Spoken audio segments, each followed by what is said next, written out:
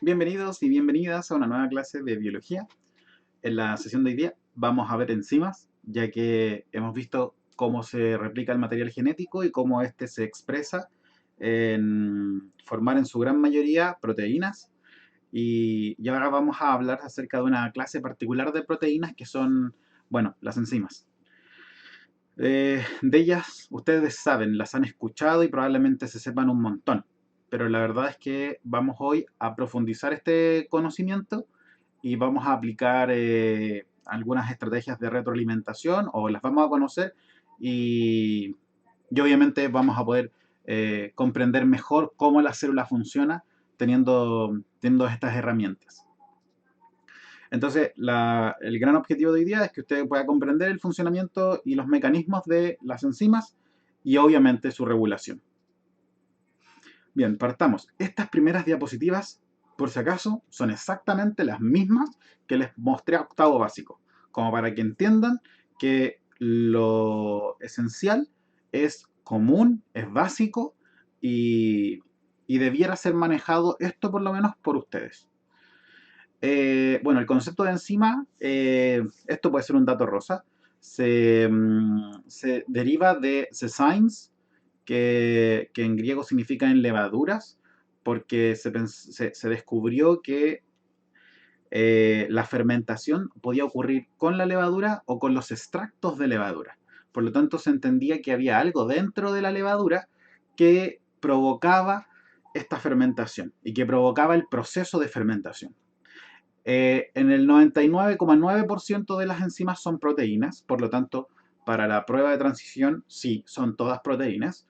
Eh, Son grandes mediadoras del metabolismo de la célula, de todo el cuerpo en general. Por lo tanto, hay que dar gracias por cada uno de los procesos pequeños y por las rutas metabólicas y por las rutas de síntesis, por las de degradación, etcétera, a las enzimas. Sin las enzimas, las reacciones serían tan lentas que probablemente algunas de ellas incluso no ocurrirían y obviamente no permitirían el proceso. ¿Por qué se hace esto? Porque lo que hace una enzima es acelerar la velocidad de una reacción. ¿Ok? Esa es la idea principal que les tiene que quedar si es que no lo sabían de una enzima. Acelera la velocidad de reacción. Hace que una reacción ocurra más rápido.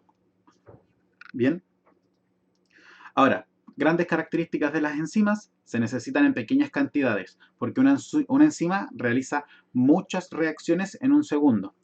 Son reutilizables. No, una enzima no cambia, no se echa a perder por haber sido utilizada. Son altamente específicas. Esto significa que una enzima controla este proceso de tomar esta molécula y ponerle un grupo fosfato. Y no va a hacer nada más que tomar esa molécula, específicamente esa molécula, y ponerle ese grupo fosfato en ese lugar en el que está diseñada. No puede hacer nada más. Suena como muy poco lógico o poco funcional, pero la verdad es que teniendo tantas enzimas, se puede dar el lujo de que sean muy específicas. Bueno, algo importante, que esto se va a relacionar mucho con química, es que no alteran el equilibrio químico. O sea, si el equilibrio químico de la reacción que controlan se logra cuando hay 5 sustratos y 5 productos, lo único que va a hacer la enzima es hacer que este equilibrio se alcance más rápido, pero no hacer que más reactantes se transformen en, bueno, me faltan 3 dedos que agregar acá, pero no va a hacer que se desplace la ecuación hacia los productos ni hacia los reactantes. Simplemente el equilibrio se va a lograr antes, nada más, ¿ok?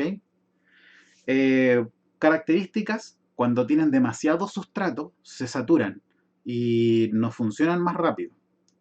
Y como es una proteína, son muy sensibles a la temperatura, al pH y a algunos solventes orgánicos. Principalmente en todo caso es la temperatura. Y obviamente pH para el caso de ciertos tejidos y ciertos órganos. Pero son sensibles a algunas condiciones externas. Bueno, ya habíamos entendido que una eh, enzima acelera la velocidad de reacción. ¿Cómo es que lo hace? Bueno, todas las reacciones tienen una energía de activación. La energía de activación es como la chispa de energía que se necesita para que dos moléculas reaccionen o para que una molécula se descomponga. Básicamente es la energía que se necesita para que una reacción ocurra. Bien, en química, entre más energía tiene una molécula o un sistema, más inestable es. ¿Ok? Por lo tanto, las cosas siempre tienden, en teoría, a bajar su energía total. Por ejemplo, en esta reacción, la glucosa con ATP tiene una cierta energía, pero cuando yo quiero ponerle el grupo fosfato del ATP a la glucosa, necesito un poquito de energía para que después, al producirse la energía, los productos tengan menor energía. Bien, he dicho energía muchas veces. Bueno, el asunto es que la glucosa con el fosfato y el ADP son mucho más estables que sus reactantes. Por lo tanto, es una reacción que va a ocurrir favorablemente, pero necesita esa chispa, esa energía para poder hacer la reacción. Cuando no hay enzima, esa energía es muy alta. O sea, no es que sea muy alta, es que es alta, ¿ok? Es mayor. Cuando está la enzima que cataliza esta reacción, la energía que se necesita es mucho menor. Por lo tanto, es más fácil, es más probable que ocurra. Bien, es más probable que ocurra. Entonces, van a haber reacciones que son favorables, es decir, van a ocurrir casi espontáneamente, solo que esta enzima lo que va a hacer es como hacerla más rápida. Pero van a haber cosas que efectivamente van a ser como en el proceso contrario, de donde yo tengo menos energía hasta donde tengo más energía. Y es ahí en donde, además de tener una enzima, para que el proceso sea rápido, yo voy a tener que dar energía en el sistema. ¿Cómo se hace esto? Bueno, hay energías o reacciones que son favorables, ¿ok? Que ocurren porque la energía que se tiene en los productos es menor a la energía de los reactantes. Esto es una ecuación o una reacción química que es espontánea, que se produce en algún momento. Pero hay reacciones químicas que es todo lo contrario, que es energéticamente desfavorable. Y para que esta reacción ocurra, necesitamos agregarle energía, que es esta como energía que va a hacer que la curva suba. Bueno, lo que juegan las enzimas muchas veces es que a veces, por un lado, están modulando una reacción química que da energía para poder hacer otra reacción química que necesita esa energía. Ustedes en biología celular han visto muchas veces esto, solo que nunca se los han dicho como algo de energía y algo de química. No, cada vez que un proceso celular necesita ATP porque es desfavorable energéticamente. Por lo tanto, para que ocurra, necesitamos una reacción que libere mucha energía y que le dé esa energía necesaria para que se produzca. Cada vez que han escuchado o han sabido de un proceso que necesite ATP, es este mecanismo. Se libera ATP desde la ATP porque esta reacción libera mucha energía. Por lo tanto, me da el combustible o me da el dinero, por así decirlo, para producir una reacción química que es desfavorable. No sé, no quiero entrar más en profundidad en lo químico, pero esto tiene que ver con energías libres, que es este delta G que está acá, pero no importa. Bueno, si no existieran las enzimas, fíjense, aquí hay un montón de enzimas, no necesitan ni saberse el nombre ni qué hace, pero fíjense, cuando no está la enzima, cuánto se demora esa reacción que ellas catalizan en tiempo medio. Eso significa como el tiempo que se necesita para que la mitad de los reactantes reaccione. O sea, fíjense, la OMP de carboxilasa, no tengo idea qué es lo que hace la OMP de carboxilasa, tengo una noción porque es una decarboxilasa, pero la reacción demora 78 millones de años. O sea, da lo mismo en dónde ocurra esa reacción, lo más probable es que ese ser vivo no viva tanta cantidad de tiempo como para poder realizar este proceso. ¿Cuántas reacciones hace esa enzima en un segundo? 39 reacciones. Por lo tanto, ¿cuántas veces es mejor tenerla encima que no tenerla? 1 por 10 elevado a 17. O sea, es una cantidad de veces mucho mejor, impresionante. Tal vez no podemos dimensionar cuánto mejor es tener una enzima que no tenerla. Tal vez con la anidrasa carbónica Fíjense, la reacción demora 5 segundos. No es tanto, 5 segundos. Pero ¿cuántas reacciones ocurren con la enzima? 1.000.000. Por lo tanto, ¿cuántas veces es mejor tener la enzima que no tenerla? Como 7 millones de veces. Casi 8. Es tremendamente favorable. Por lo tanto, quiero que entiendan esta necesidad de que han tenido las células y la naturaleza ha dotado de enzimas que hagan que los procesos sean más rápidos. Bueno, esta diapositiva también es de octavo.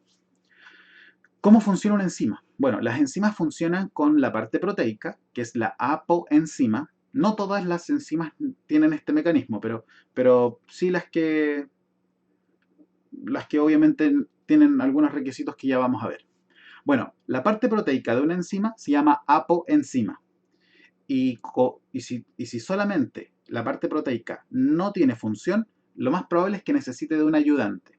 Este ayudante, o cofactor o coenzima, va a depender si es un metal, se va a llamar cofactor, y si es una molécula orgánica, se va a llamar coenzima.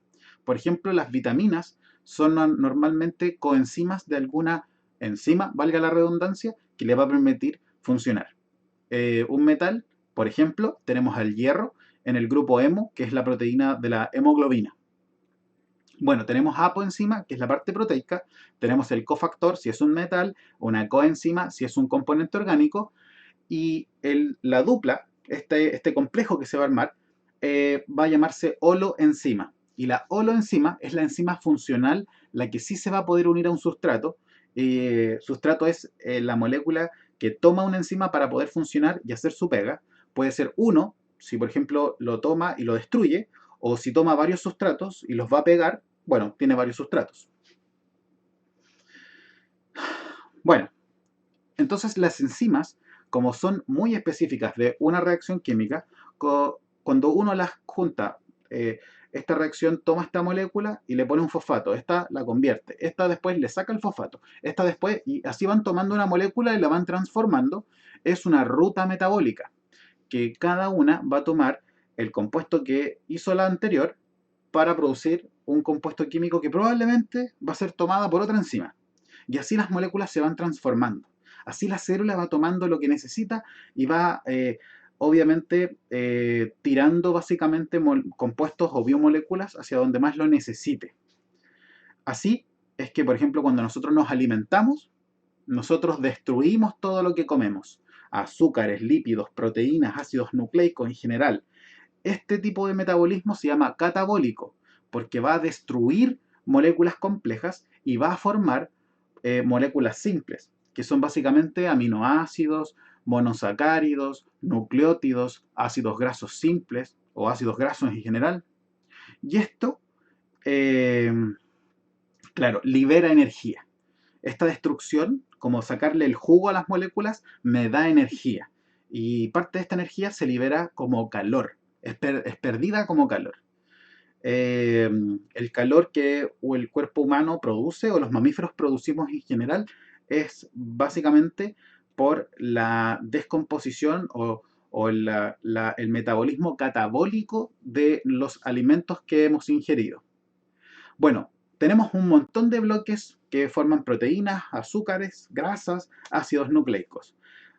Cuando el cuerpo necesita formar una molécula compleja, utiliza otras rutas metabólicas que son anabólicas. Y esto significa que voy a tomar las partes que son simples y pequeñas y voy a formar algo que es grande. ¿Ok? Por lo tanto, lo catabólico y lo anabólico son antagonistas. Lo catabólico destruye, lo anabólico forma. ¿Bien? Obviamente, estas dos partes del metabolismo están sumamente controladas por un montón de enzimas.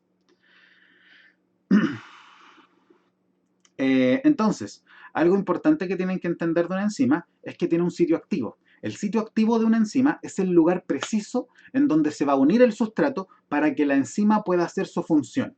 Por ejemplo, en el diagrama de acá abajo tenemos una enzima a la que se le une su sustrato, que es la molécula A. Bueno, se va a formar este complejo enzima-sustrato y va a hacer su función, que lo más probable es que sea destruir la molécula o convertirla, transformarla. Y una vez que la transformó, la va a liberar. Y obviamente esa enzima se puede volver a reutilizar, ya lo mencionamos. Entonces, ¿cómo es que técnicamente funciona una enzima? Imagínense que tenemos este sustrato que está acá, que es un azúcar. Y tenemos, obviamente en un panorama bien grande, tenemos a la enzima, que en este caso es la lisozima. ¿Ok? Una enzima que está presente, por ejemplo, en la saliva. ¿Bien? Degrada azúcares. Es por eso que estamos ante un azúcar que vamos a romper. Bueno, fíjense que aquí tenemos el ácido glutámico. ¿Ok?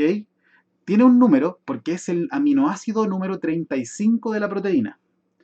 Y aquí tenemos al aspartato número 52. De nuevo, es el aminoácido 52 de la cadena polipeptídica.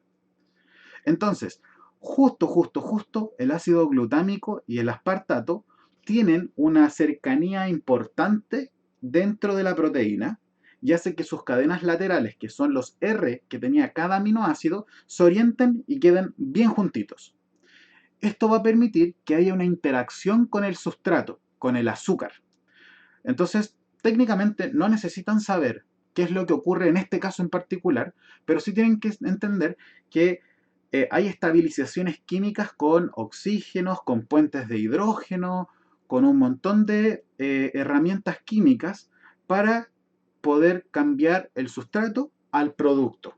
Entonces, fíjense, aquí teníamos un sustrato que estaba con un enlace entre el carbono, el oxígeno y el carbono del siguiente azúcar. Y fíjense que finalmente resulta en una separación de los dos, del enlace, digamos, glucosídico. ¿Bien? Y obviamente, después de haber roto este enlace, de haberlo separado, esto se va y la enzima queda disponible para catalizar otra reacción. Finalmente lo que tomó fue este azúcar, un oligosacárido, y romperlo para formar dos. ¿Sí? Esto es básicamente un disacárido. Bien, entonces, hay algo que todas las enzimas tienen y es cuán eficientes son. Entonces, primer concepto en este sentido. Todas las enzimas, a medida que le van agregando sustrato o, digamos, el- el- el- la materia prima con la que ellas trabajan, lo hacen más rápido. ¿Sí? Trabajan más rápido. Es como, por ejemplo, si yo les pusieran una montaña chiquitita de dinero, dos billetes de 20, por ejemplo. Dos billetes de 20, ustedes lo recogen rápidamente, se lo echan al bolsillo. Si les ponen cuatro billetes de 20, ustedes quizás pueden agarrar los cuatro billetes con sus manos y echárselo al bolsillo.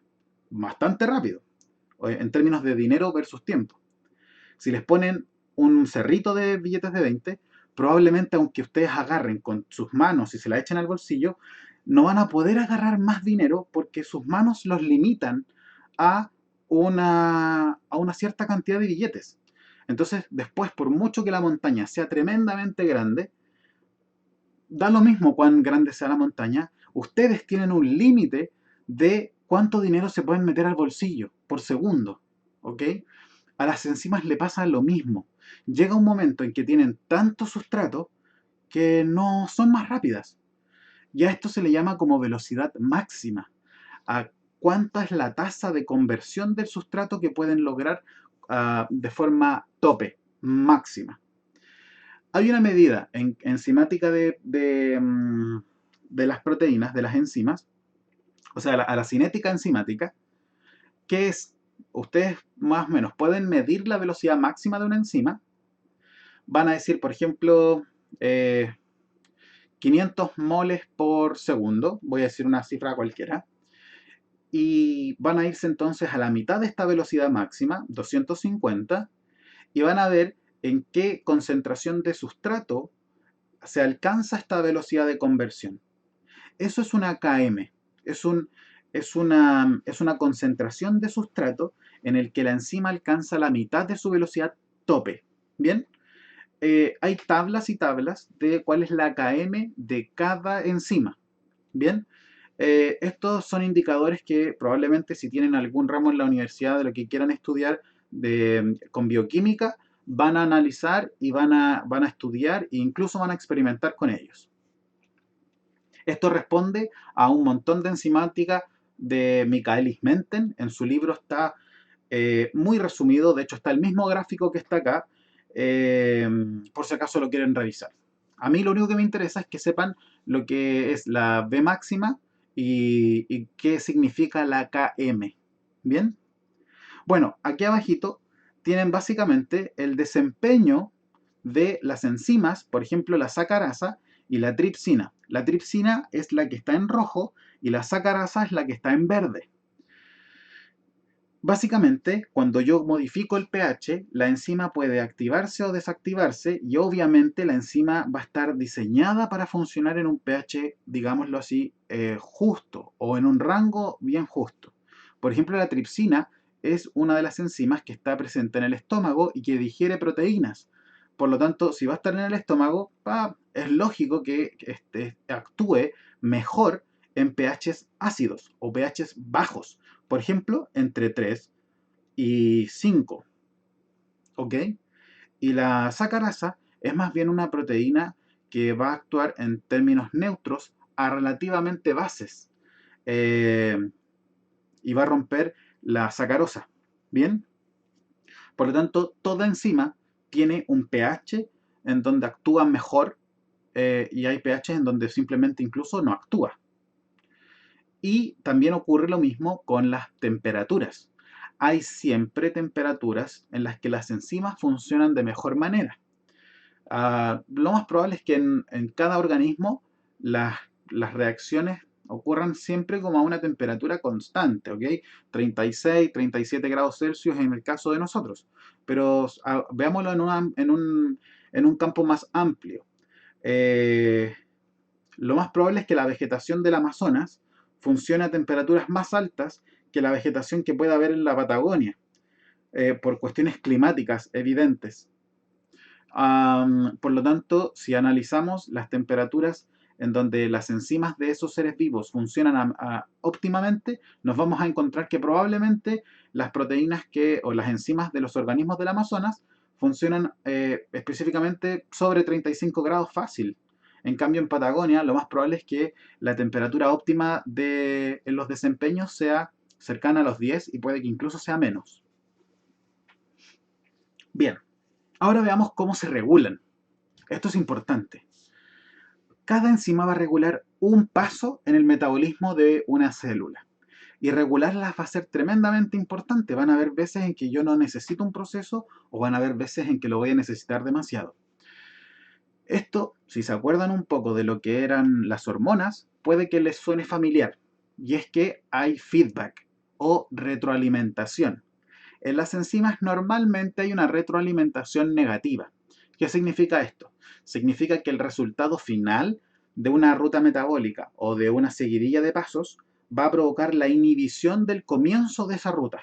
Por ejemplo, en este caso, A se transforma en B, B se transforma en C. Estos no son enzimas, ¿ok? Son moléculas. Las flechitas son la reacción que cataliza una enzima. ¿Bien? Entonces, desde B se puede producir X, después Y y después Z. Pero cuando hay mucho Z, hay una retroalimentación negativa para la enzima que transforma B en X. Por lo tanto, cuando hay mucho Z, normalmente B se va a ir por el camino, perdón. Cuando hay mucho Z, se va a inhibir esta enzima y B va a ir solamente a donde hay C. ¿Ok? Esa es la idea. Entonces, fíjense acá que hay un montón de retroalimentaciones simplemente en estas rutas metabólicas, que es la interconversión de aminoácidos. Está el aspartato, está la treonina, está la metionina y la isoleucina. Y fíjense que hay una retroalimentación bastante importante en el caso de, bueno, la lisina también, en el caso de tener o no tener ciertos aminoácidos o ciertos metabolitos intermediarios para la síntesis de estos aminoácidos. Bien, recuerden, cada flechita es una enzima o es la reacción que cataliza una enzima. Entonces, ¿cómo se hace esta regulación? Las enzimas suelen, la gran mayoría de las enzimas que tienen esta capacidad de regularse son alostéricas. ¿Qué significa? Que significa que tienen un lugar en la que se puede unir un ligando, una molécula, y esa unión le va a permitir o funcionar mucho mejor o funcionar muy mal. Entonces, por ejemplo, en el cuadro de arriba se les muestra la enzima cuando está sola, fíjense, tienen solamente este azúcar, que es su sustrato, solamente hay un sustrato haciendo la reacción y el resto de la enzima está en nada, ¿ok? Pero cuando al mismo sistema se le agrega ADP, que es básicamente un ligando para esta enzima, va a haber una regulación positiva y fíjense que ahora todas las enzimas están con su ADP y tienen su azúcar como sustrato. La diferencia entre sustrato y ligando es que el sustrato es lo que va a tomar la enzima para hacer su función. Ligando es simplemente una molécula que se puede unir a una enzima para producir un efecto beneficioso o perjudicial para la enzima. ¿Bien?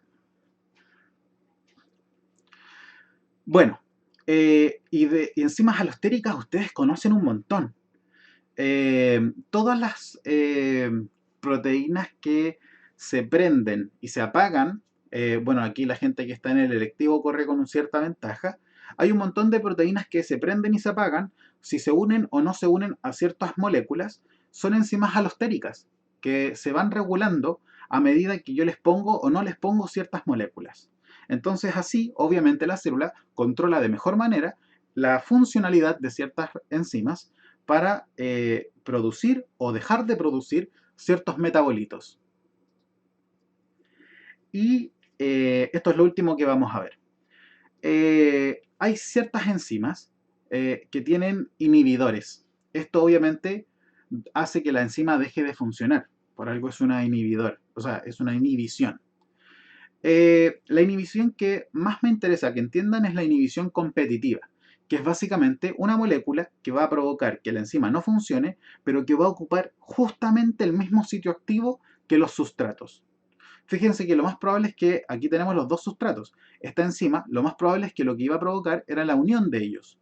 Pero cuando yo tengo una molécula inhibidora competitiva, significa que los sustratos y este inhibidor van a competir por unirse al sitio activo y obviamente los sustratos van a hacer que la enzima funcione y el inhibidor va a hacer que deje de hacerlo. De esto hay un montón de fármacos que inhabilitan una enzima para que deje de funcionar. Uh, o por ejemplo algunas drogas que a nivel cerebral, a nivel de sinapsis, provocan la inhibición de los receptores para que no se transmita el impulso nervioso y es una acción competitiva con el neurotransmisor. Bueno, esta tabla, una muy similar, se las mostré cuando vimos proteínas. Básicamente son clases de enzima o las funciones más clásicas que puede tener las enzimas: hidrolasas, nucleasas, proteasas, ligasas, isomerasas, polimerasas, quinasas, fosfatasas, oxidorreductasas y ATPasas. Todas las enzimas que tienen estos términos significa que hacen algo. ¿Ok? Por ejemplo, la proteasa lo más probable es que rompa proteínas. Una polimerasa es que va a ir agregando. Ya vimos de hecho la ADN polimerasa y la RNA polimerasa. Una ATPasa significa que va a romper ATP para entregarle esa energía a un proceso que lo requiera. Bueno, básicamente hay un montón, ¿sí? Quiero simplemente que entiendan esta imagen. Cada punto es una molécula en el metabolismo de una célula. Y obviamente cada flechita es, o sea, cada línea es una enzima que está regulando ese paso. Fíjense cuántas enzimas más o menos tiene una célula. Fíjense cuántos procesos y cuánta complejidad hay. Y cómo tienen que estar interconectadas las retroalimentaciones para que la célula pueda orientar de mejor manera su metabolismo. O sea, simplemente hecho con el conocer cuántos puntos hay, ustedes quizás no se imaginan la complejidad de regulaciones que hay dentro de una célula. Ojalá puedan asombrarse con estos puntos y entender que hay mucho conocimiento que tener si nos queremos meter en biología celular. Bueno, por si acaso, la ruta metabólica que está destacada acá es la ruta de glucólisis y ciclo de Krebs, que es básicamente un proceso en el que se toma glucosa y se le saca como el máximo provecho energético para hacer la respiración celular. Bueno, nos vemos, cuídense mucho, que estén muy bien. Recuerden que si están viendo este video desde YouTube, pónganle me gusta y suscríbanse. Es aquí abajito y no les tomará mucho tiempo. Eso, que estén bien, muy bien, cuídense, chao, chao.